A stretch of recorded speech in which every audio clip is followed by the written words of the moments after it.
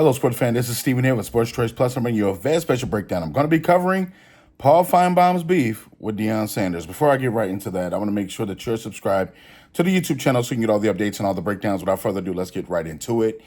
Again, this week, Paul Finebaum on his show has made it clear that he's predicting Deion Sanders' future. He's telling him basically what he's going to be doing, what he's not going to be doing. And the layer has gotten a little bit thicker this week. Paul Finebaum predicts that Deion Sanders will leave Colorado after this season. And I quote, it says, this season, when they fail to go to a bowl game, he's going to look around and try to find an exit strategy. No more Travis, no more Shador. What's the motivation for him to beat himself up?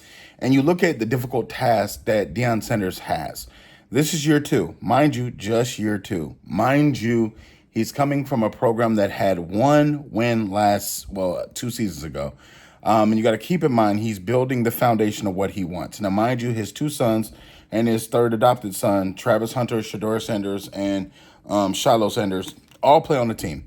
Now, mind you, yes, they do have some privileges. Yes, they do have great stats when you think about what they've been able to do. And even look at last night's game against Colorado State. They really performed well, and they really did their job considering what they took the beating from Nebraska last week. Deion Sanders is in for the fight of his life. When you think about just overall turning over a program, just overall getting it right, and just overall making sure that your guys are trained right, making sure you get the 5-star recruits, making sure you're hitting the transfer portal, making sure you're getting those guys that do want to come, that are good enough to come from high school. It's a tough test.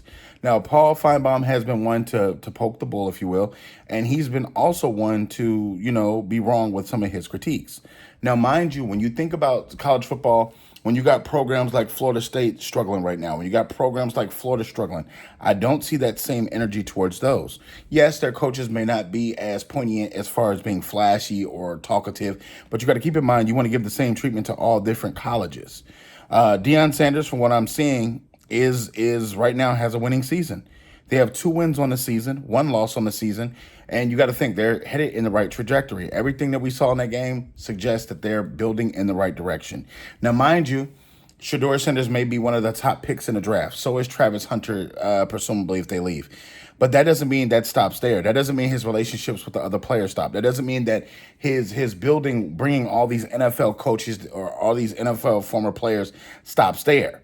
That just means he gets to keep building and developing with a new set of guys. So I think Paul Finebaum's wrong. I don't think that Deion will be out after this season. I think Deion will stay for a couple more years. I think that what he's building in Colorado is special. They have a chance to become a powerhouse. And with the transfer portal balancing out college football, all it takes is one guy transferring in, and you got a brand new quarterback that's now a 5-star that used to be playing at somewhere else. Look at just Miami. Look at just how one guy can change the swagger of the whole organization.